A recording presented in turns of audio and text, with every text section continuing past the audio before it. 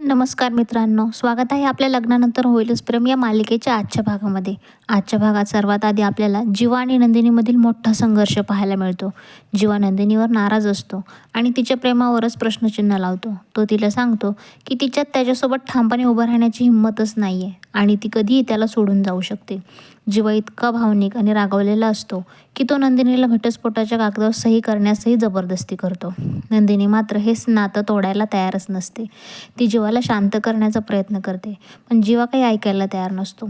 तो म्हणतो की जर नंदिनीने सही केली तर तो घर सोडून जाईल आणि नंदिनी पूर्णपणे हादरते आणि कागद हातात घेऊन बसते. तेवढ्यात तिचा फोन वाजतो आणि तिला कळतं की काव्याचा मोठा अपघात झाला आहे आणि तिला तातडीने हॉस्पिटलमध्ये दाखल करण्यात आलं आहे. ही बातमी ऐकताच नंदिनी पूर्णपणे कोलमडून पडते आणि तिला फक्त एकच प्रश्न पडतो, काव्या बरी आहे का? दुसरीकडे पार्थ काव्याला हॉस्पिटलमध्ये घेऊन येतो. डॉक्टर तिला ताबडतोब ऑपरेशन थिएटरमध्ये नेतात आणि पार्थला कन्सेन्स फॉर्मवरती सही करण्यास सांगतात. पार्थचे हात रक्ताने माखलेले असतात आणि त्याला सही करणंही कठीण जातं. तो स्वतःला दोष देतो की त्याने काव्याला वेळेत आपल्या भावना का सांगितल्या नाहीत आणि तिच्या प्रश्नांना उत्तरं का दिली नाहीत.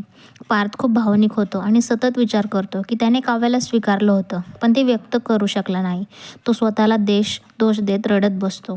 इकडे वसू आणि रम्या काव्याच्या अपघाताबद्दल बोलत असतात आणि त्यांच्या बोलण्यातून त्यांचा गट स्पष्ट दिसतो. दोघींनाही वाटतं की जर काव्या शुद्धीवर आली किंवा नाही आली तर तिची स्मृती गेली तर, आणि पार्थ आणि रम्याचं लग्न सहज होऊ शकलं तर, हे खूप साऱ्या गोष्टी ते विचार करत बसतात. रम्या ठामपणे म्हणते की पार्थ तिलाच मिळायला हवा आणि काव्याने त्याला विसरलं तरच तिची स्वप्न पूर्ण होणार आहेत. नंतर जीवा आणि नंदिनी हॉस्पिटलमध्ये पोहोचतात.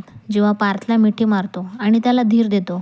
नंदिनी काव्याबद्दल खूप भावूक होते आणि तिच्यासोबत घालवलेले क्षण आठवून रडते. डॉक्टर ऑपरेशन सुरू करतात आणि सगळे देवाकडे प्रार्थना करतात. पार्थ गणपतीसमोर उभा राहून काव्याच्या आयुष्यासाठी प्रार्थना करतो आणि म्हणतो की काहीही झालं तरी ते दोघे एकत्र राहणारच आहेत. इकडे मानिनी आणि शारदा वसूवर संशय घेतात आणि 16 डिसेंबरला काहीतरी मोठं घडलं होतं याचा उल्लेख केला जातो. काव्याच्या अपघातामागे वसूचा हात असू शकतो असा संशय निर्माण होतो, पण सत्य अजूनही गुपितच राहतं. नंदिनीला काव्यासोबत घालवलेले दिवस आठवतात. बहिणींची मजा, लग्नानंतरचे क्षण आणि तिचं प्रेम. ती खूप भावनिक होते आणि जीवा तिला आधारही देतो. मग येतो तो आजचा सर्वात मोठा ट्विस्ट. ऑपरेशननंतर काव्याला शुद्ध येते. पार्थ आनंदाने ओरडतो आणि डॉक्टरांना बोलवतो, पण काव्या अचानक पार्थचा हात झटकते आणि म्हणते की ती त्याला ओळखतच नाही आणि तुम्ही कोण आहात? हा क्षण पार्थसाठी सर्वात मोठा धक्का होता. काव्या त्याच्याकडे अनोळखी नजरेने पाहते आणि त्याच्यापासून दूर राहते. आता पुढील भागात काव्याची स्मृती खरंच गेली आहे का, आणि ही आणखीन एक प्लॅन आहे.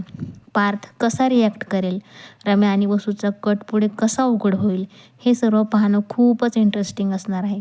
तर मित्रांनो, आजचा भाग तुम्हाला कसा वाटला ते कमेंटमध्ये नक्की सांगा आणि अशाच डेली मालिकांसाठी आपल्या चॅनलला सबस्क्राईब करायला विसरू नका. भेटूयात पुढील भागामध्ये. तुम्ही तुमच्या आयुष्यातला अनमोल वेळ देऊन हा रिव्ह्यू चॅनलवरचा व्हिडिओ पाहिलात, त्यासाठी मी तुमची मनापासून आभारी आहे. चॅनलवरती नवीन असाल तर सबस्क्राईब करायला विसरू नका. भेटूयात आपण उद्याच्या भागामध्ये. तोपर्यंत नमस्कार मंडळी.